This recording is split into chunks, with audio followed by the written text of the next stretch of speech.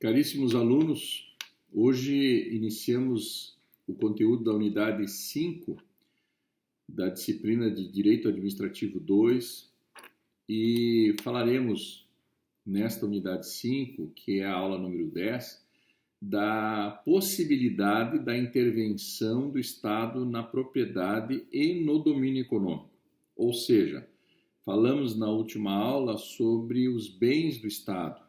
Falamos em bens de uso comum, bens de uso especial, bens de uso dominical ou dominial. E agora nós trataremos especificamente da possibilidade do Estado intervir na propriedade privada, ou seja, as pessoas físicas ou jurídicas possuem propriedades, que é garantido pela Constituição, a propriedade privada, mas há situações em que o Estado pode intervir na propriedade privada e no domínio econômico. Bom, nós listamos aqui inicialmente algumas possibilidades desta intervenção, ou seja, quando o Estado pode intervir na propriedade.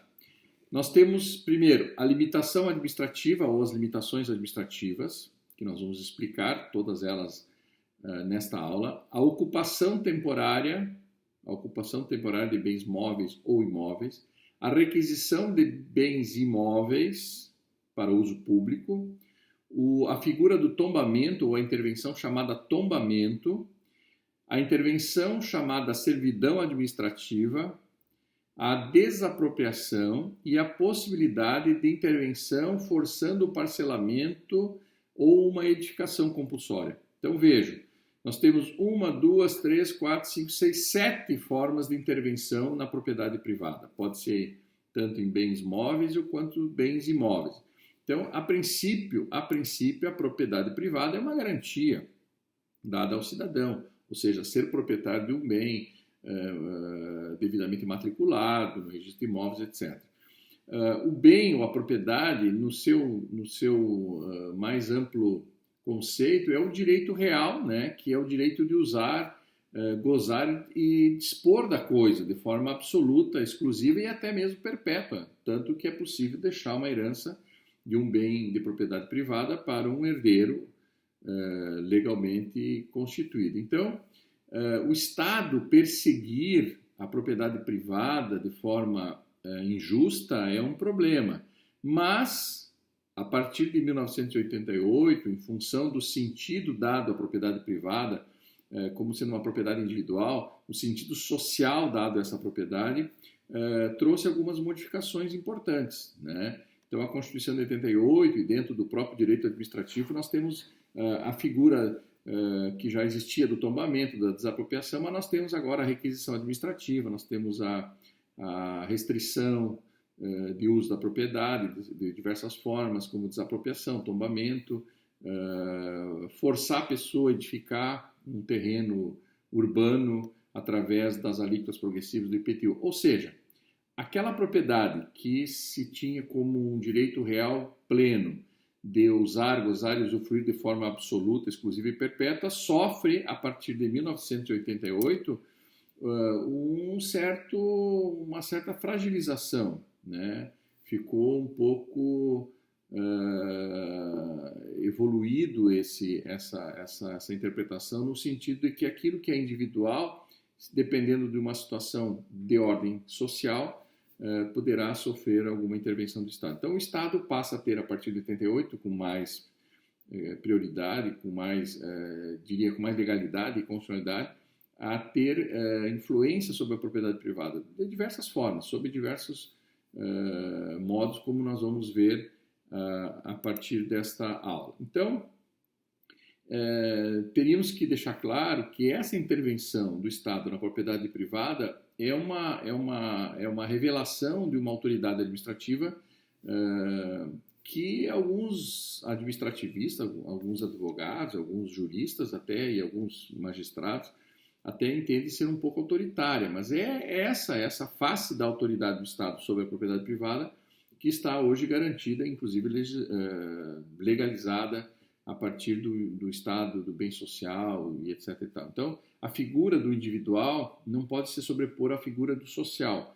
Então, isso afetou de sobremaneira, né, a propriedade privada. A Odete Medauer, que é uma autora importante de direito civil. Ela diz que essa figura, por exemplo, da limitação administrativa, que é o que nós vamos começar a ver agora, ela diz que essa limitação administrativa é um dos âmbitos, diz ela, né, abre aspas, um dos âmbitos em que mais se revela a face autoritária da administração. Então vamos iniciar tratando agora da limitação administrativa. É uma das formas de intervenção do Estado na propriedade privada. O que é a limitação administrativa?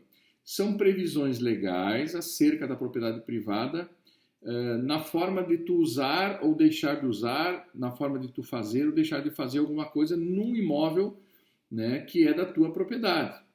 Então, limitação administrativa, cada município estabelece no plano diretor, na sua lei, que estabelece o plano diretor, qual é as formas de ocupação, né, os modos de ocupação dessa propriedade privada.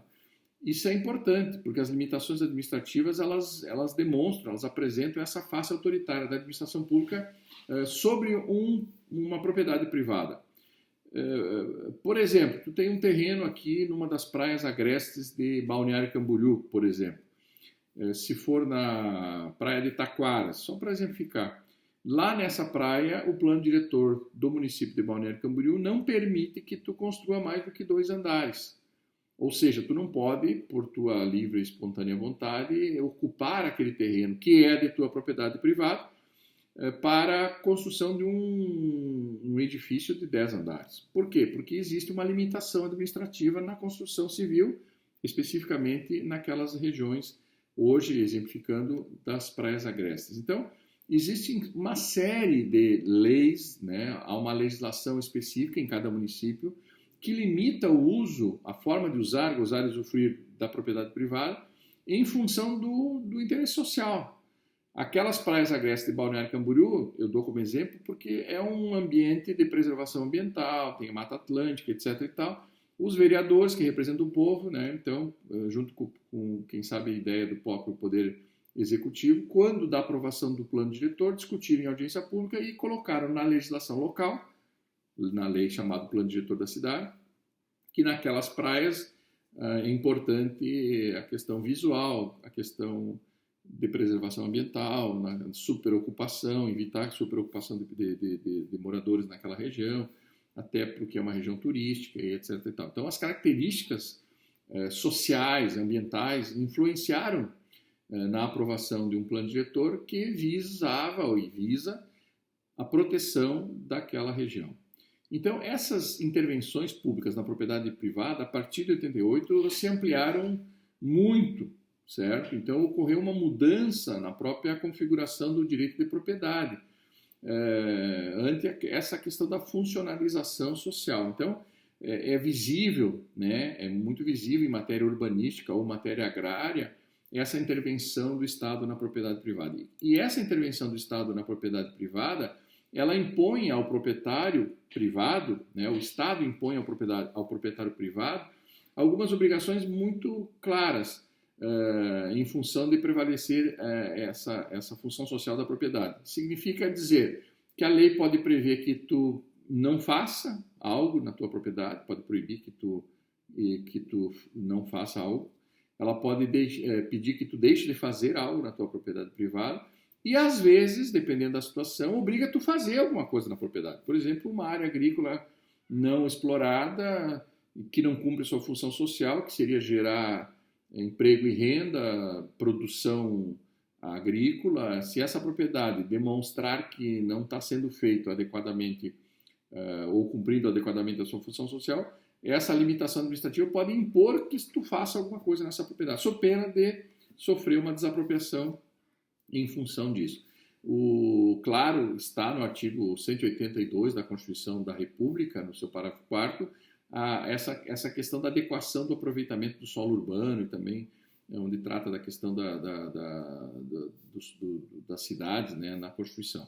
Então vejam, ao aprovar um projeto de lei do plano diretor da cidade, é importante ficar atento a essas limitações de ordem administrativa ao uso da propriedade privada, sempre levando em consideração que deve ser respeitado o princípio da função social da propriedade, porque a Constituição de 88 fragilizou o uso, né, irrestrito, absoluto, eterno, perpétuo da propriedade privada. Por quê? Trouxe para dentro do texto constitucional essa figura da função social da propriedade. Então, obrigação de não fazer, obrigação de deixar de fazer ou obrigação de fazer são algumas das imposições estabelecidas pela limitação administrativa. Então, a limitação administrativa é a primeira espécie de limitação à propriedade privada que nós estamos vendo.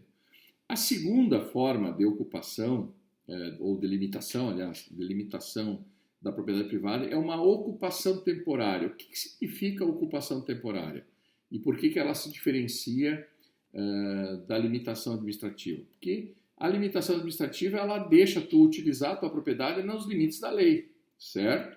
Nos limites da lei. Ou seja, na limitação administrativa, há algumas imposições de ordem legal de tu não fazer, ou deixar de fazer alguma coisa, ou mesmo ter que fazer alguma coisa, certo? Essas regras de limitação administrativa, é lógico que elas têm que ser generalistas, elas têm que atingir a todos de forma igualitária, é uma imposição unilateral do Estado, é imperativo que se obedeça ao poder do império do Estado e que tu tenha que obedecer, então não adianta alegar ou em juízo, ou administrativamente, ou em juízo, que tu comprou um terreno, por exemplo, né, tu adquiriu um terreno, e isso é possível, numa praia agreste de Balneário Camboriú, e que tu possa construir lá o que tu bem entender do teu gosto.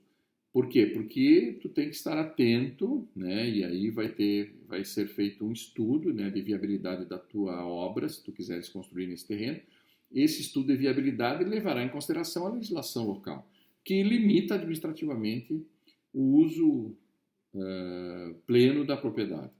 Então, vejam, a limitação administrativa ela não tem efeito de confiscar o teu imóvel, a tua propriedade privada, né? Conforme até trata bem disso o nosso constitucionalista José Afonso da Silva. Até abro um parênteses para vocês que às vezes estão um pouco receosos de se formar e seguir na profissão de advogado, de jurista. O José Afonso da Silva foi se formar com quase 45 anos de idade e hoje é um dos maiores constitucionalistas. Ele está bem velhinho, de fato, mas ele produziu obras a partir de uma certa idade, depois que se formou em direito, logicamente. Então, o José Afonso da Silva, que é um constitucionalista consagrado no Brasil, ele diz que a limitação administrativa não acarreta, em princípio, a perda da propriedade. Claro, a limitação administrativa não significa desapropriar a propriedade privada, não significa tombar a propriedade privada, que nós vamos ver mais à frente.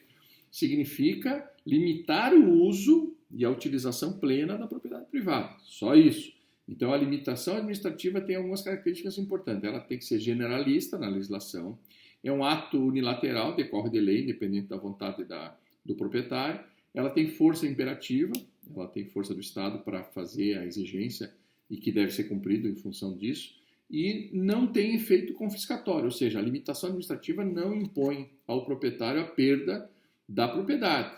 Continua sendo ele o proprietário, ele continua tendo a propriedade, só que ao usar, usufruir, gozar da propriedade, ele tem que atender às determinações de ordem legal. E essas determinações de ordem legal para o uso, gozo e usufruto de um bem imóvel precisa respeitar a legislação local. Então, na política urbana do município, na política urbana do Estado, serão colocadas algumas limitações que devem ser obedecidas. Todo engenheiro, arquiteto, ao ser contratado para projetar uma obra, são os primeiros a ter que levar em consideração essas limitações administrativas.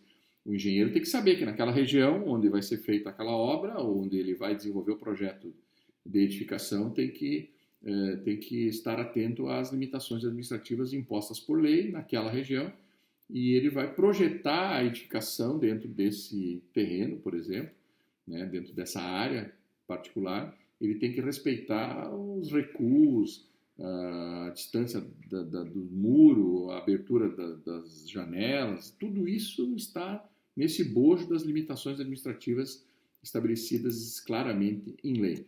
Vamos dar alguns exemplos de limitação administrativa só para vocês lembrarem, né, e memorizarem de forma mais tranquila. Por exemplo, o que é uma limitação administrativa em face de uma edificação de uma obra?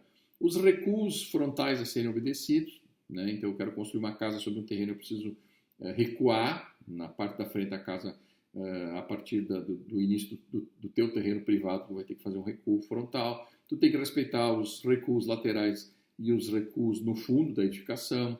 Tu tem, às vezes, a obrigação de construir muro ou deixar de construir muro, depende da região. Existem planos diretores que proíbem a colocação de muro para ficar visivelmente, esteticamente mais bonito o bairro. A questão de calçamento, de realizar a obra do passeio público, de calçar, o alinhamento da obra, o alinhamento dos calçamentos, o nivelamento da obra, não construir para baixo do nível do solo, em função das possíveis enchentes, etc. E tal. Então, o nivelamento pode ser uma das limitações administrativas. A questão das zonas, se naquela zona é uma zona, por exemplo, urbana, essencialmente urbana, tu compra um terreno, tu não pode colocar lá uma fábrica de tinta que vai produzir poluição química, ou colocar uma fábrica de argamassa que vai causar, por exemplo, poluição sonora, poeira, um depósito. Nessa região o município não autoriza, por exemplo, como aqui em Balneário Camboriú, na zona sul, na parte sul aqui da praia, na Barra Sul, hoje não é mais permitida a instalação de boates e casas noturnas e tal, porque é uma região essencialmente residencial agora. Mas nós temos uma região aqui de Balneário Camboriú que é possível, né, edificar restaurantes, que é a zona dos restaurantes aqui perto da própria Univale Universidade. Então, essas restrições decorrentes da lei de zoneamento ou do plano diretor não deixam de ser também limitações administrativas que têm que ser atendidas e respeitadas. Não é possível, por exemplo, principalmente aqui no litoral, a ocupação integral do terreno. E a gente chama isso de coeficiente de aproveitamento. Eu não posso aproveitar 100% do terreno para edificação, eu tenho que deixar uma parte do terreno para escoamento da água, para infiltração de água. Então, os gabaritos destas obras precisam respeitar esses coeficientes de aproveitamento.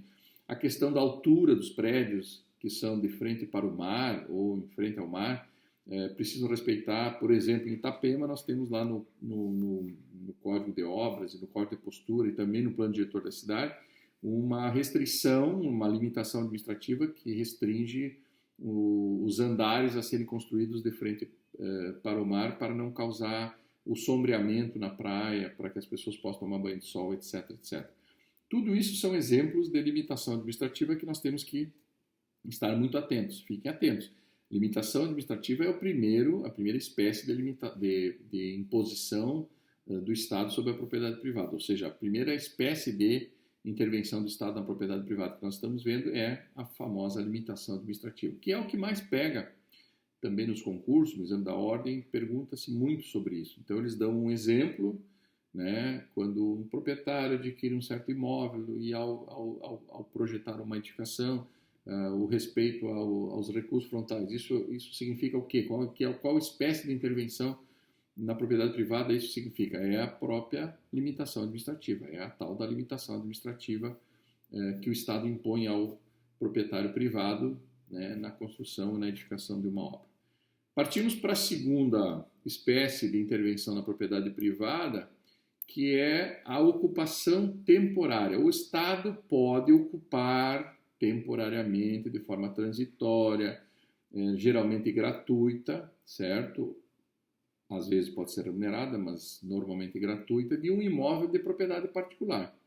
A Maria Silvia de Pietro, que é uma administrativista, ela diz que a ocupação temporária é uma forma de limitação do Estado à propriedade privada que se caracteriza pela utilização transitória, gratuita ou remunerada de imóvel de propriedade particular para fins de interesse público. Ou seja, sempre que um imóvel tiver interesse público de forma transitória, o Estado poderá ocupar essa propriedade privada de forma transitória, gratuita, né? Mas se trouxer prejuízo pode ser até remunerada. Eu vou dar um exemplo de uma ocupação temporária. Imaginem que o município queira construir um viaduto, né, e precisa colocar o canteiro de obras num terreno, perto de onde essa obra se realizará. E esse terreno, os terrenos que tem em volta dessa obra são particulares. O município poderia, então, ocupar temporariamente um terreno particular, disponível, logicamente desocupado, para a colocação das máquinas, dos materiais a serem utilizados nessa obra, por exemplo, na construção de um viaduto. Vejam que aqui em Balneário está para acontecer a construção de um viaduto, aqui na sequência da Avenida do Estado, me parece, e o município terá que alocar as máquinas, o canteiro de obras em algum terreno. E às vezes esse terreno ao lado da obra é um terreno particular. Se esse terreno for particular, o município então ocupa temporariamente esse terreno, pode até remunerar, alugar esse terreno se for importante, se for necessário, mas normalmente a ocupação temporária de um bem imóvel ela é transitória e gratuita. Mas a Maria Silvia de Pietro ressalta que, em função, às vezes, do valor do imóvel, que poderia trazer algum benefício para o proprietário, ou em função do que possa causar de dano ao imóvel, né, no caso um terreno, poderá ser até mesmo remunerado. Então nós temos algumas leis importantes, né, uma ordem jurídica importante nesse sentido. Nós temos o Decreto-Lei 3.365, nós temos a Lei de Licitação, que prevê situações em que até às vezes é dispensada a licitação na contratação dessa ocupação temporária, e a Lei 3.924, precisamente no artigo 13 da Lei 3.924, que trata da ocupação temporária também. Vejam, ocupação temporária, utilização transitória, gratuita ou remunerada de uma propriedade particular. Vamos para a terceira forma ou espécie de intervenção na propriedade privada, que é a requisição administrativa. Parece muito semelhante com a ocupação temporária, mas não é a mesma coisa. A ocupação temporária é transitória e gratuita normalmente. Já a requisição administrativa é uma limitação, uma intervenção na propriedade ou mesmo no domínio econômico. Ela se apresenta normalmente em épocas de guerra ou em épocas de perigo iminente, em épocas de enchente ou em épocas de pandemia, como nós estamos vivendo. E ele pode incidir sobre bens, pode incidir essa requisição administrativa sobre bens imóveis. Por exemplo, nós temos uma série de pessoas precisando de leito, de UTI, para ser internado. O município de Itapema, de Itajaí, ou de Balneário Camboriú, ou qualquer município do Brasil, poderia requisitar administrativamente um hospital, né, privado para a colocação, para atendimento dessas pessoas que estejam portadoras desse vírus, por exemplo. Estou dando um exemplo momentâneo, né, do momento, no sentido de exemplificar e ficar mais claro. Então, a requisição administrativa, pessoal, é uma forma de intervenção na propriedade privada que pode recair sobre bens, móveis e imóveis, pode recair sobre serviços prestados, né? Eu posso requisitar administrativamente o serviço do médico, né? E vou remunerá-lo por isso. O município que requer administrativamente exerça esse direito de requisição administrativa sobre o serviço do médico terá, claro, logicamente, pagar por isso. Assim como se fosse feita a requisição administrativa de um hospital para atender os pacientes da Covid-19, né, que está acontecendo isso nesse momento específico, e aí o município pagaria, né, o preço de mercado, logicamente, sem superfaturamento e tal, sobrepreço, o serviço desse hospital. Mesmo estando requisitado administrativamente, o hospital vai funcionar para o interesse público e, portanto, deverá ser pago esse serviço de acordo com a realidade local. Então, vejam, é um ato unilateral, é um ato autoexecutório, independente da aquiescência do particular. O particular, querendo ou não querendo, é possível o administrador público requisitar administrativamente um bem ou um serviço de um particular. Não há necessidade, deixo claro, da intervenção do Poder Judiciário para isso, não precisa pedir permissão para o juiz da comarca. O município pode requisitar administrativamente um hospital ou uma ambulância particular, se precisar, pode requisitar até um avião para levar um paciente e depois faz a remuneração. Normalmente, ela é onerosa, essa requisição administrativa, até porque o Estado vai utilizar um bem particular que estaria feito ao serviço do particular, mas em função do interesse público e do perigo público iminente, a requisição administrativa se faz necessária. A Maria Silva de Pietro também, que eu já citei, professora da USP, ela diz que, havendo dano ao proprietário, esse receberá uma indenização, e se não houver esse dano comprovado, descabe a indenização. Isso são posicionamentos da doutrina. A própria Odete Medauer também diz que a ocupação temporária se difere da requisição administrativa, que nós estamos tratando agora, em função do perigo. A requisição administrativa ela tem iminente perigo público. Já na ocupação temporária não há a figura do perigo público. Por isso a diferença do que nós falamos há pouco. Ocupação temporária não há perigo iminente. Na requisição administrativa existe um perigo iminente. Por exemplo, uma enchente, um estado de calamidade, um estado de emergência, né? Lembra quando houve uma enchente aqui na região em 2008? Nós tivemos a necessidade de requisitar administrativamente, né? Os gestores públicos tiveram a necessidade de requisitar jet ski, lanchas, alguns estádios de futebol particulares para abrigar as pessoas, etc. E tal. Isso são situações que configuram a necessidade da requisição administrativa efetivamente, que se diferencia, repito, da ocupação temporária, que é quando eu ocupo temporariamente um bem privado, a administração ocupa temporariamente um bem privado para a consecução de uma obra, para ser apoio num canteiro de obras, etc. E tal. Agora entramos na terceira forma ou espécie de intervenção na propriedade privada, que é o tombamento. Então, o tombamento se diferencia da limitação administrativa, da ocupação temporária, da requisição administrativa. Agora nós estamos na quarta espécie de intervenção na propriedade privada, que é o tombamento.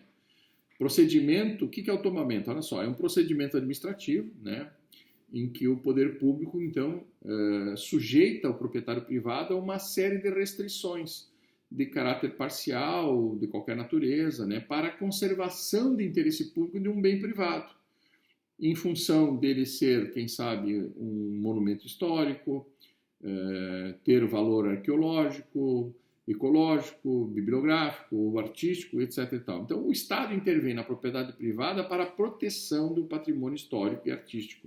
Pode ser nacional, estadual, municipal, isso indifere. Então, o tombamento pode ser exercido pela União, o tombamento pode ser exercido pelos Estados, membros, pode ser exercido pelo Distrito Federal, pode ser exercido pelos municípios, né? Nós temos aí mais de 5.500 municípios. Então, tombar não é derrubar. Tombar é registrar, inventariar, inscrever num arquivo que aquele bem privado está, a partir de então, tombado para preservação. A princípio, pela língua portuguesa, tombar significaria derrubar. É o contrário. Mas por que se chama tombar? Ou por que a expressão tombamento é empregada?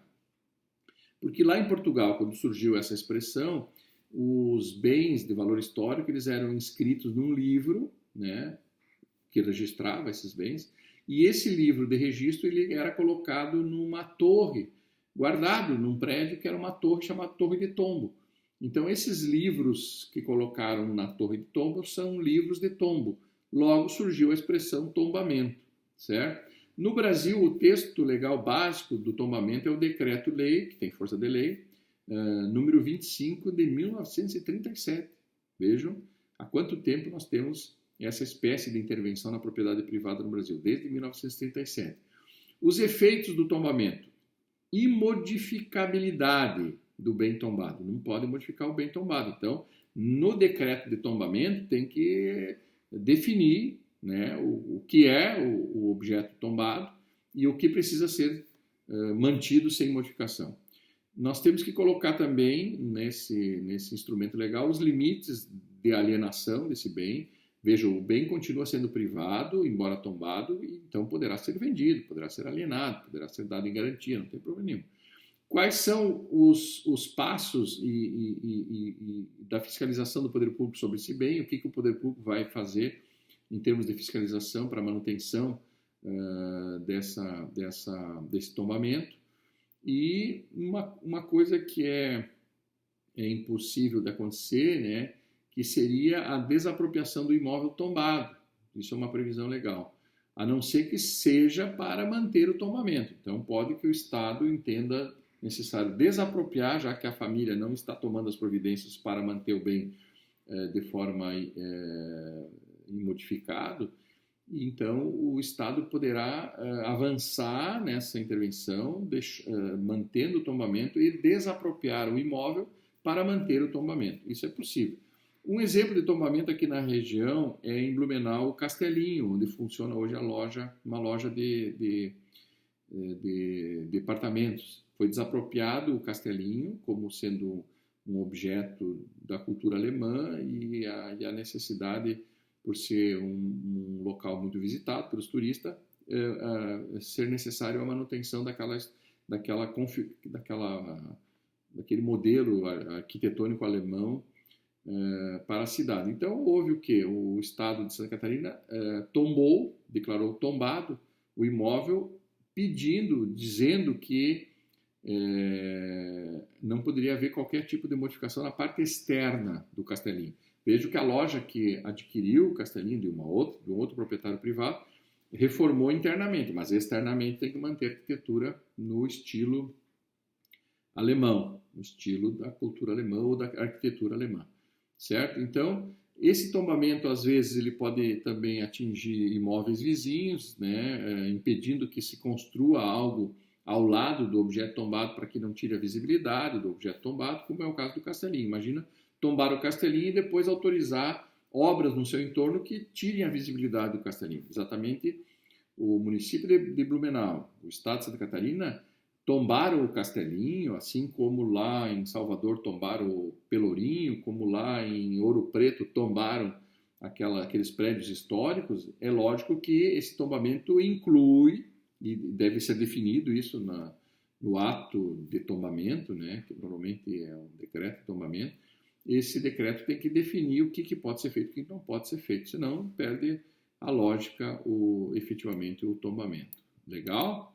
Bom, uma das características é que não cabe indenização pelo tombamento, descabe, né, o ressarcimento, a não ser que o tombamento recaia apenas sobre um imóvel, né, numa região, e os outros imóveis idênticos não são tombados. Quer dizer, então, os outros não tiveram sobre si uma intervenção na propriedade e aquela pessoa específica lá, ou aquele proprietário específico, teve um tombamento.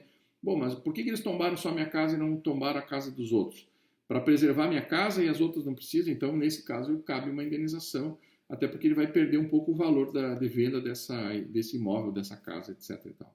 Então, cabe indenização às vezes, em princípio não, né? Mas desde que haja comprovação de prejuízo direto e material do objeto tombado, caberia uma indenização também por parte do Estado. O Estado teria que indenizar o proprietário do objeto tombado. Veja que o tombamento não necessariamente precise recair sobre bens imóveis, ele pode cair sobre bens móveis, ele pode recair sobre outros objetos, uma música, uma letra de música, um veículo automotor, o carro de Fórmula 1 do Ayrton Senna, o avião que levou não sei quem para uma pessoa importante para o país, pode ser tombado, um avião, pode ser tombado, tudo.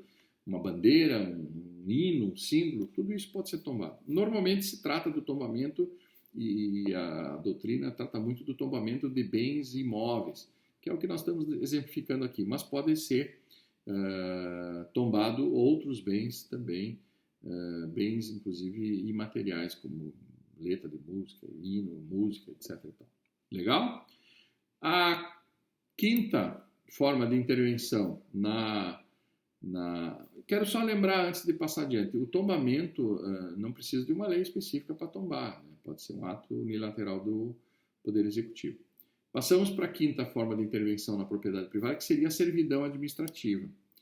Então, vejam, a servidão administrativa, ela é uma definição, né, aí sim por lei, de ocupação, normalmente, de um imóvel, né, para dar acesso a algum local que está sendo impedido dos transeuntes percorrerem, ou de um objeto de interesse do Estado. Então, o direito real de gozo, né, de natureza pública, instituído sobre um bem imóvel de propriedade alheia, ou seja, o bem é particular, tem 2 casas, não há uma rua naquele ambiente que possibilita as pessoas de acessar o mar, por exemplo, porque as 2 casas estão impedindo esse acesso.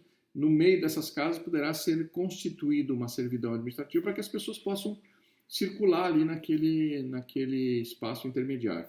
Ou seja, para acessar um bem público, às vezes é preciso afetar o interesse público um certo objeto ou uma certa área de terra para que as pessoas ou objetos possam passar. Um cano de esgoto, da rede de esgoto do município, às vezes pode passar por dentro de um terreno particular. E isso é uma servidão administrativa.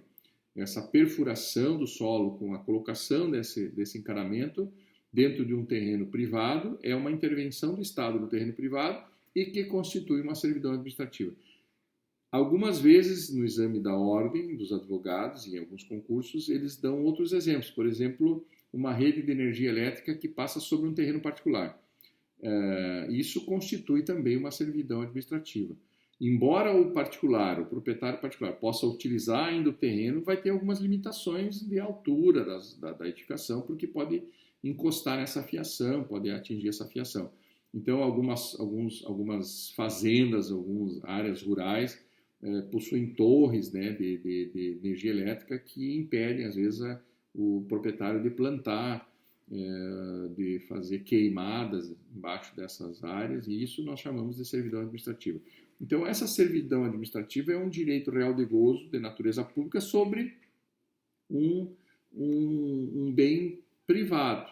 Então, está se utilizando de parte de um bem privado para o interesse público, a serviço do interesse público. Então, aquela área, aquela fração de área sendo ocupada pelo Estado dentro de um terreno privado, nós chamamos de servidão, porque aquela área está afeta ao interesse público. Então, ela tem utilidade pública. Tendo utilidade pública, tem que afetar. E esse afetamento pode se dar por servidão administrativa. Normalmente, os municípios fazem isso por lei. Entendo até que não seja necessário, mas uma legislação pode definir a servidão. Tem gente que, inclusive, coloca um nome naquela servidão, homenageando até o proprietário do próprio imóvel, que já tenha falecido, que há uma lei no Brasil que não permite que tu dê nome a objetos públicos de pessoas vivas, etc. e tal, mas nós temos que ter clareza que essa intervenção chamada servidão administrativa é a ocupação temporária, né, que pode perdurar por um grande espaço de tempo, sobre uma área privada para a utilização das pessoas ou de produtos que são afeitos ao interesse público. Então, decorre normalmente de lei, mas poderia ser por decreto, pode ser alguma servidão militar para que possa passar por dentro de uma área de terra numa época de guerra, por exemplo, tropas, né? Pode ser uma servidão em torno de aeroportos, helipontos, heliportos, etc. e tal. Existe servidão de energia elétrica, existe servidão de aqueduto, existe servidão de canalização de esgoto e água. Ou seja, sempre que o Estado ocupa, né, uma área privada para os fins públicos, nós chamamos de servidão administrativa. Professor, se essa servidão administrativa inviabiliza o proprietário de utilizar essa área, essa servidão é muito cruel, é uma intervenção à propriedade privada de forma quase que absoluta, impedindo, né, que ele utilize para qualquer coisa aquele seu imóvel. O que seria aconselhável? Seria aconselhável, então, desapropriar o imóvel, indenizar o proprietário e utilizar praticamente todo o imóvel para aquela finalidade específica. Então, existem algumas servidões que depois se transformam em desapropriação, certo? Vejam a diferença da ocupação temporária. Eu vou ocupar o terreno de uma pessoa por um tempo X, depois eu vou liberar o terreno. Na servidão, não. A servidão, quando ela acontece, normalmente ela perdura. Professor, tem uma servidão sobre um terreno meu, só que agora foi aberta uma rua ao lado, que as pessoas podem ir pela rua e acessar o mar. Por que manter essa servidão? Bom, então tem que fazer um requerimento para o município para que seja extinta a servidão em função de que ela não é mais necessária ou não tem mais interesse público de ser mantida como servidão. Aí libera o terreno integralmente para o proprietário. Deixa de haver, portanto, a intervenção na propriedade privada pela servidão. E aí as pessoas vão se deslocar pela rua que já foi aberta naquele bairro. Então, a servidão administrativa ela não é eterna, ela não é perene, ela não é definitiva, perdão, mas ela pode perdurar por um tempo, mas ela pode também ser declarada extinta desde que haja a substituição, né, do objeto desse interesse público por outra situação. Professor, havia uma servidão sobre o meu terreno de uma rede de energia elétrica. Agora essa rede de energia elétrica está sendo deslocada para uma outra área. Bom, então extingue-se a servidão sobre o meu terreno e libera o terreno dentro das limitações administrativas para que eu possa construir aquela edificação que a lei permite, etc. E tal. Então vejam que a servidão administrativa também não pressupõe indenização, embora alguns municípios onde tem servidão possam, por exemplo, calcular o IPTU não incidindo sobre essa área ocupada pelo município. Vamos que seja uma servidão para passagem de pessoas dentro de um terreno privado, o município poderá, por lei específica, definir que as áreas não ocupadas pelo proprietário, em função da servidão, não incida o IPTU, o cálculo do IPTU para fins de cobrança. É possível, é uma forma de incentivar o proprietário a manter a servidão, embora seja um ato unilateral do poder público sobre o particular. O particular não pode se furtar de sofrer essa intervenção na propriedade dele. Mas é importante que o município, o Estado, a União, ao tomar essa decisão de implantar uma servidão, que dê algum benefício ao proprietário privado, sob pena dele sofrer danos, né, consequências às vezes até irreparáveis na sua propriedade.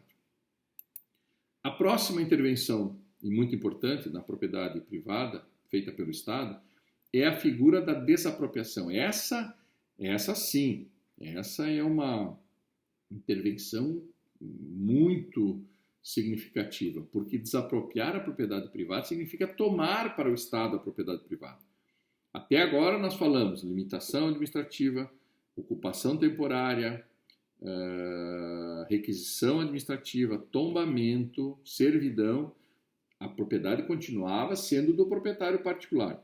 Agora, na desapropriação, o proprietário particular perde a propriedade.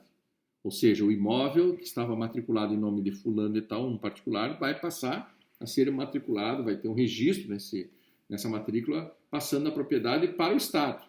Então, é um procedimento administrativo em que o poder público ou seus delegados, se for um serviço delegado, mediante prévia e justa indenização em dinheiro e uma justificativa de interesse público ou de utilidade pública ou de interesse social, em que o proprietário perde o bem.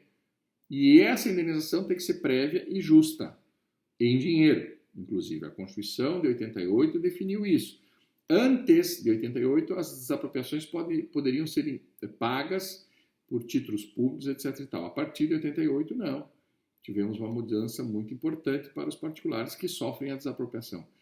O município desapropria 2 ou 3 terrenos para ampliação de uma rua. Tem que avaliar, tem que fazer 3 orçamentos, ou uma comissão de avaliação do município tem que avaliar o valor venal dos imóveis, que é o valor de mercado do imóvel, e prévia e antecipadamente, a indenização seja depositada, e aí se faz um decreto de desapropriação com 3 possibilidades de justificativa. Uma desapropriação por necessidade pública, quando é algo urgente, para a utilidade pública, quando não é urgente, né, a utilização do imóvel, do terreno, ou de interesse social, quando envolve outras pessoas e tal, e precisa legalizar alguma invasão numa propriedade privada. Então, tem uma série de pessoas que já invadiram a propriedade privada e o município resolve solucionar esse impasse social. Então, a desapropriação por interesse social tem esse significado. Quando há interesses outros, que não só interesse público, mas também interesse público, para solucionar problemas de ordem social. A necessidade pública é a desapropriação que tem urgência. Por exemplo, está desmoronando um morro sobre uma estrada e eu vou desapropriar aquele morro e vou tomar a propriedade do proprietário, porque o proprietário não cuida daquele imóvel, daquele terreno, e eu vou desapropriar e vou fazer um muro de arrimo para segurar aquele desabamento, aquele desmoronamento, para manter a estrada intacta. Então, isso é uma desapropriação por necessidade pública, tem caráter de urgência. Eu quero construir uma praça nesse bairro, esse bairro não tem uma praça, eu sou prefeito e quero construir uma praça. Bom, essa desapropriação é por utilidade pública, é útil, mas não é urgente nem necessário essa urgência. Mas eu quero construir uma praça nesse local, que também é importante, então se faz a desapropriação por uma declaração de utilidade pública, por utilidade pública, para utilidade pública. Então nós temos 3 motivações para a desapropriação, presta atenção: necessidade pública, quando há urgência; utilidade pública, quando não há urgência, mas é de interesse público também; e para resolver problemas de ordem social. Aí a desapropriação é por interesse social. Essa classificação é posta pela Maria Silva de Pietro também, nossa grande administrativista, que trata muito bem dessa questão. Então, eu recomendo, inclusive, vocês lerem esse livro da Maria Silva de Pietro. Necessidade pública, diz a Maria Silva de Pietro, abre aspas, quando a administração se encontra diante de um problema inadiável e premente, certo? Que não pode aguardar. Então, desapropria para resolver um problema premente e inadiável. Utilidade pública, abre aspas, diz a Maria Silva de Pietro, quando a utilização da propriedade é conveniente e vantajosa ao interesse coletivo, mas não constitui algo imperativo, urgente e emergente. E o que é a desapropriação por interesse social? Abre aspas, quando a expropriação se destina a solucionar os chamados problemas sociais do povo. Aí a desapropriação tem como motivação o interesse público. Legal? Nós temos também a desapropriação sob forma de sanção, que é aquelas em que o proprietário, por exemplo, de uma área de terra produz plantas psicotrópicas, que são proibidas. O cara montou uma plantação de maconha na sua fazenda. Então essa área de terra, essa gleba de terra vai ser desapropriada como sanção. Veja, não há utilidade pública, não há necessidade pública nem interesse social. O que existe é uma plantação ilegal numa propriedade privada em que o Estado vai intervir, não vai precisar indenizar prévia e justamente, justa e prévia indenização, não vai precisar. Por quê? Porque é uma sanção, é um castigo. Então, prestem atenção no artigo 243 da Constituição da República, na Lei 8.257 de 91, que trata também dessas expropriações de áreas de terra quando cultivadas por plantas psicotrópicas. Então, presta atenção, vamos plantar maconha aí em terrenos que podem sofrer desapropriação sancionatória. Há também a figura da não cumprimento da função social da propriedade, o parágrafo 4º do artigo 182 trata um pouco disso, o Estatuto da Cidade, que é a Lei 10.257 de 2001, também trata disso. Quando não se cumpre a função social da propriedade, é possível a desapropriação sancionatória. Como castigo, se desapropria para implementar um loteamento, uma praça, alguma coisa assim. Às vezes, o proprietário particular está especulando, então ele não deixa a cidade crescer, não deixa a cidade se desenvolver em função da especulação imobiliária. E aí é importante essa figura da desapropriação sancionatória, inclusive sem indenização e sem evitar, se isso for previsto em lei, prejuízo de outras sanções previstas na legislação brasileira. Então, a desapropriação, como sendo a mais forte das intervenções na propriedade privada, ela tem que obedecer 2 fases. A fase declaratória, quando o Estado declara a necessidade pública, ou declara a utilidade pública, ou declara o interesse social. Tem que ter um desses motivos. Necessidade pública, quando há urgência, necessidade pública, urgência, utilidade pública, quando não há urgência, mas é importante para a sociedade, e para resolver problemas sociais, a desapropriação por interesse social. Tem que, no decreto de desapropriação, apresentar algum desses 3 motivos, certo? Para que o proprietário particular, ao sofrer a desapropriação, saiba se é por necessidade pública, se é para utilidade pública ou se é por interesse, em função do interesse social. Depois de feito o decreto de desapropriação, né, o Estado parte para a fase executória, que é entrar em contato com o proprietário para ele aceitar a desapropriação de forma amigável. Ele pode aceitar aquela indenização proposta, então tem que se fazer se for um imóvel, tem que fazer um orçamento, né, do valor venal do imóvel. O valor venal, presta atenção, é o valor real para a compra de um imóvel à vista, no mercado, naquele dia. Então, quanto vale o terreno da pessoa que vai sofrer a desapropriação? Vale 1 milhão? Esse é o valor venal, que é o valor de mercado. Não é o valor que está no cadastro lá, desatualizado lá no município, que está lá na Secretaria de Finanças, tem um valor cadastral lá que às vezes pode estar defasado. A desapropriação impõe o pagamento de um valor justo de mercado, e isso chama-se valor venal. Tem gente que confunde valor cadastral com valor venal, e até inverte. O valor venal é o valor de mercado para a compra à vista de um determinado bem.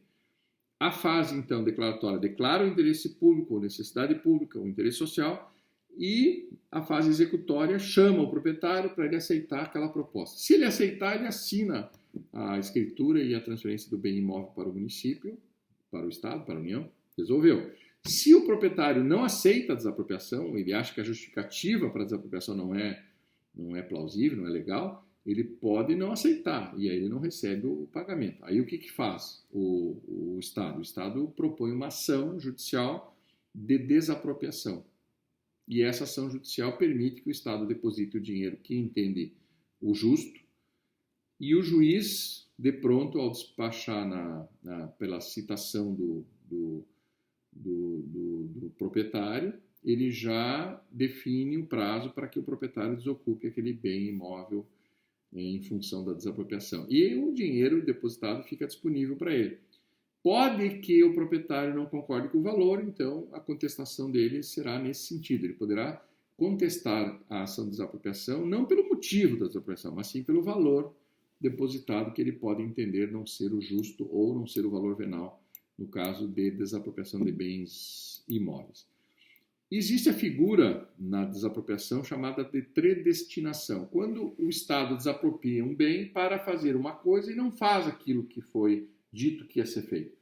Então, foi desapropriado por utilidade pública um terreno para fazer uma praça. Na sequência, aquele desapropriante constrói um posto de saúde, não uma praça, e sim um posto de saúde.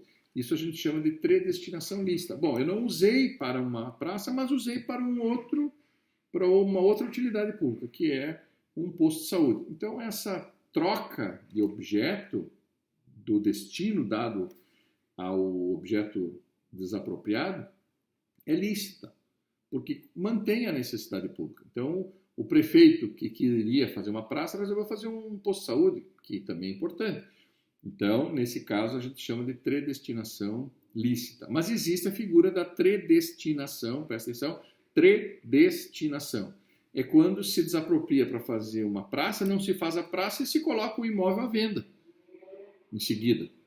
Então, vejo que existe na lei um prazo de 2 anos para que se consolide o objeto da desapropriação. Se não acontecer em 2 anos isso, o proprietário antigo, que já recebeu a indenização, ele poderá requerer a devolução, né, do tipo um retrocesso, que a gente chama de retrocessão.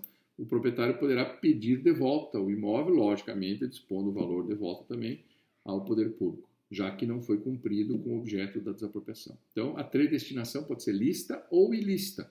Lícita quando se muda o objeto, mas continua sendo de interesse público, interesse social ou de necessidade pública. E a predestinação ilícita é quando não se consuma o objeto que justificou a dita desapropriação. Então, a gente chama isso de predestinação ilícita. Já caiu o exame da ordem, é importante vocês terem isso. Então, o direito que tem o expropriado, o desapropriado, de exigir de volta o seu bem ou o seu imóvel, né, caso não tenha sido dado o destino certo a ele, aquele destino definido no decreto de desapropriação, é chamado de retrocessão. A retrocessão é inverter a ordem da desapropriação. A desapropriação é para tomar a propriedade privada e a retrocessão, a propriedade que está do Estado, volta para o proprietário privado. Isso a gente chama, então, em direito e nessa área específica da intervenção na propriedade privada de retrocessão. Nós temos também a figura da investidura, né? Quando uma área pública não está sendo utilizada, houve uma desapropriação do imóvel, mas parte do imóvel foi utilizado, parte, né, um canto do imóvel, um pedaço do imóvel não foi utilizado, o proprietário pode pedir a investidura naquela área para ele ficar com aquela área que não está sendo utilizada. Ou seja, foi desapropriado tudo, mas do tudo, uma parte não está sendo utilizado. E aí, então o proprietário pode pedir a investidura nessa área para que ele possa ampliar um pouco o seu terreno, etc. e tal, até para fins de edificação, em função do gabarito da cidade. Às vezes o terreno ficou muito pequeno e aquela investidura pode ser necessária para que ele possa edificar e aproveitar o terreno que sobrou. E nós temos, por fim, como intervenção na propriedade privada, a figura do parcelamento e da edificação compulsória. Quem estudou direito tributário com a gente aí, ou com o Gabriel, sei lá, outro professor, viu que o IPTU pode ser progressivo no tempo, ou seja, aumentar as alíquotas à medida que a pessoa não edifica um determinado imóvel urbano. Eu tenho um terreno, sou proprietário privado do terreno, esse terreno é bem localizado na região urbana da cidade e eu não edifico, eu não parcelo, eu não faço construção nenhuma, eu só estou especulando para ele valorizar. É possível, se houver previsão legal, que na lei do IPTU haja, e isso está autorizado pelo artigo 182 e pelo Estatuto da Cidade, repito, Lei 10.257 de 2001, importante a leitura do artigo 182 da Constituição em conjunto com o Estatuto da Cidade, Lei 10.257 de 2001. Então, o plano diretor é feito em cima dessa legislação e no plano diretor pode estar previsto que na lei do IPTU, ao ser instituído o IPTU no município, se preveja essa progressividade no tempo das alíquotas do IPTU. Então, o STF já definiu que as alíquotas do IPTU podem ser progressivas até 15% do valor venal do imóvel. Então, no primeiro ano, a pessoa é notificada para edificar, ela não edifica o terreno. Então, não há interesse em desapropriar o terreno. Há interesse em que o proprietário particular edifique, até para valorizar o terreno em termos de arrecadação de IPTU. Imagina, um terreno paga um IPTU do terreno. Se ele edificar, são 10, 15, 20, 50 apartamentos que vão pagar IPTU. Então, é de interesse público que haja edificação. Então, a lei pode prever que o IPTU no primeiro ano seja 1%, no segundo ano vá para 2%, no terceiro ano vá para 4%, vai dobrar, no terceiro ano, quarto ano vai para 8%, até 15%. Até 15% tem que parar essa progressividade. Mas tu imagina um terreno de 1 milhão, tu pagar 15%, são 150 mil de IPTU. A pessoa normalmente vai edificar para baixar novamente a alíquota para 1%. Então, a edificação compulsória via pressão na alíquota do IPTU é previsto normalmente nos municípios que atualizaram a sua legislação tributária. Eu tenho trabalhado muito, né, como profissional nessa área de reforma tributária dos municípios e a gente explica, né, para os agentes públicos dessa possibilidade, né, de forçar o parcelamento de grandes áreas de terra nos municípios, principalmente aqui no litoral, que tem pouca terra já disponível para edificação e parcelamento, para que os prefeitos tomem ciência no sentido da função social da propriedade, fazendo com que o IPTU suba um pouco mais para aqueles que só querem especular. A cidade precisa crescer uniformemente e, às vezes, um terreno de um proprietário privado impede isso de acontecer, desobedecendo a questão da sustentabilidade, desobedecendo a questão da função social da propriedade, que é um princípio constitucional a partir de 88. Então, a própria legislação das cidades, que é o Estatuto da Cidade, permite a progressividade, e a Constituição, no artigo 156 da Constituição, que trata dos tributos municipais, nós temos a possibilidade do IPTU progressivo no tempo. O IPTU pode ter alíquotas diferentes em função da localização do bem, em função do valor do bem e em função da utilização, se é comercial ou é residencial. Ele pode ter IPTU mais caro, né, uma alíquota maior se for comercial, menor se for residencial, e assim também em função da localização. Terreno de frente para o mar pode ter uma alíquota maior, os terrenos que não são de frente para o mar uma alíquota menor, mas tudo isso está no bojo da legislação tributária e isso é importante. Então, caso a pessoa não venha edificar um bem privado ao longo do tempo, a lei pode prever, inclusive, preste atenção, a desapropriação como sanção, a desapropriação desse imóvel não edificado. Ou seja, o IPTU foi progressivo, bateu em 15% a alíquota, mesmo assim o proprietário não edifica, não parcela, não utiliza com função social, que inclusive a edificação, mesmo que para vender para particulares, assim exige. Se ele não fizer nada, se ele continuar com o imóvel sem utilização adequada, poderá o município, ou o Estado, a União, desapropriar esse terreno, essa área de terra, essa gleba, para efetivamente aplicar a função social da propriedade. Então vejam que a desapropriação como sanção é possível depois do parcelamento, inclusive depois do parcelamento ou da edificação compulsória, que é a última forma ou espécie de intervenção na propriedade privada. Por fim, lembrando, limitação administrativa, ocupação temporária, requisição administrativa, tombamento, desapropriação, servidão administrativa, parcelamento e edificação compulsória são formas de intervenção na propriedade privada.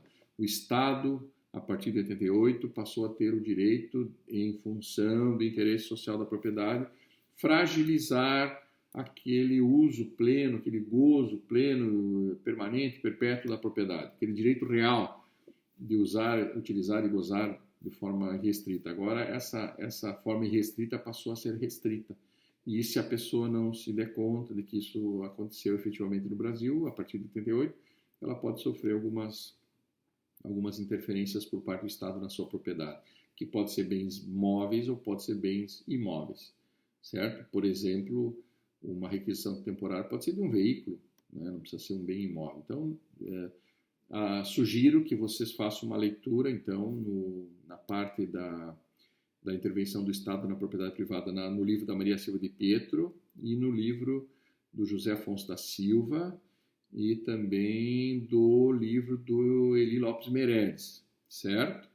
E no texto da Constituição que trata da política urbana, que é a partir do artigo 182 da Constituição de 88. Também o Estatuto da Cidade trata bem isso, que é a lei ordinária federal número 10.257/2001, ok? Com isso, nós concluímos o conteúdo desta disciplina, que estará disponível na plataforma Blackboard da Univale e também no nosso canal do YouTube, né? Vocês acessam isso, João Emel, João sem acento, Emel. Esse canal do YouTube apresentará o vídeo integral desse conteúdo. Então, é a nossa 10ª e última aula teórica e depois nós vamos combinar a questão das avaliações, etc. e tal. Tá ok? Um abraço.